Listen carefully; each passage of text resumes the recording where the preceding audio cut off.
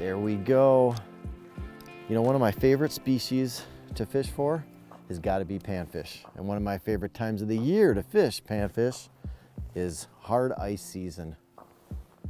Hi, I'm Larry Ladowski with Midwest Outdoors. We're gonna put this guy back, so stick with us, and we're gonna talk about how you can catch more fish this ice season. Let me catch them with you, Case. Come on, let me catch them with you. You know, part of the fun of ice fishing is having friends on the ice. We've got just a gorgeous day here. It's kind of bluebird sky, a little bit, getting towards evening. But when you get days like this on the ice, Casey, this is fantastic. I mean, it's 30 degrees. We're out here, no gloves or nothing. You can't ask for a better day. And here. catching fish like this. The pieces are all falling together now. Yeah. The nice thing about this is when you catch panfish, you can fish with your families, you can fish with your kids, you can fish anybody really, like young, old, you name it. It is easy to do. Very easy presentation. But I'll let you get to it. All right. You catch, you show, and I'll just follow. Okay? Sounds like a plan. There we go. Little bluegill on the Chena bait. Fishing right on top of a crib here, and these bluegills are kind of stacked up, and they're coming right up, and our bait's right above the crib, and it seems to be working out. One little Chena bait there. I'll go this guy. Just kind of straighten the Chena bait out, so it's hanging off like that. It's got more play to it. Looks like there's some more fish down there, so see if we can catch them. There we go, that's a better fish, I think. A little better bluegill. Right on top of the mouth. There we go. So as soon as I get that fish to come on screen, I just keep raising, and he just keeps chasing it up. And if he doesn't eat it when I'm at like my top point, I'll drop it back down to the bottom, and I'll just start it right back again. Just keep those fish chasing until he finally decides to eat it.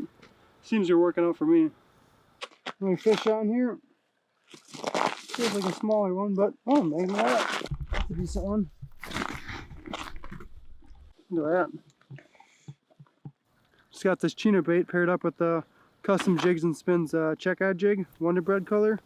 It seems to be doing the trick today. You know, all I got to do is follow my buddy Casey over there, and someday I'll be a fisherman. That's beautiful, though. And all I'm using, as I mentioned, real easy presentation. We'll let that guy go. Casey's using the custom jigs. I'm using a Venom. This is the core minnow tungsten. Since it's evening, this has a really good glow on it. And all I'm bringing it up, and there's enough light here that's just absorbing that light. These Venom lures just glow like mad. But all I'm doing also is putting a little Chena bait trailer on it, gives it some action, and I'm just jigging it really lightly, just sinking all the way down to the bottom, bringing it up maybe about 3 or 4 inches, and I'm just jigging it. And that bait is moving very fluidly in the water like that. It's mimicking a minnow just kind of eating on the bottom. Another nice little bluegill here. And I'll tell you one more thing, a quick little tip that'll hopefully get you more fish this year. Put him back for a minute. When you're jigging, a lot of times when you're in the water, that jig is going up and down and up and down and up and down, and has a tendency to spin quite a bit. So what I've done is put a little barrel swivel up here.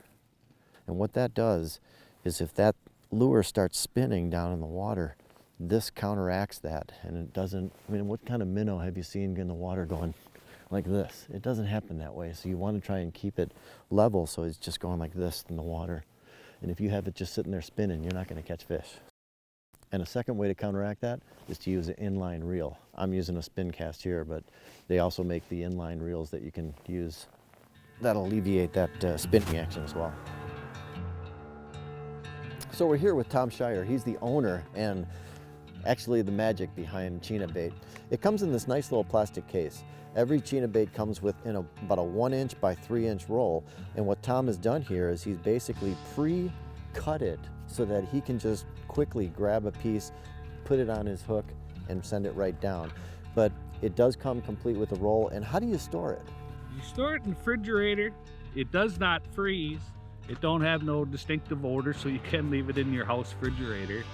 And you've seen today with several friends, we're catching quite a few fish on the same piece. It's the amazing Chena bait. And how do they get a hold of it?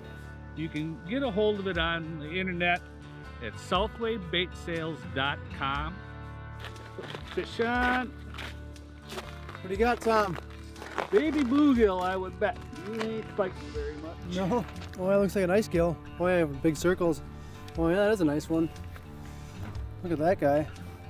Right in the corner of the mouth. There we go. There we have it. Oh, yeah, baby.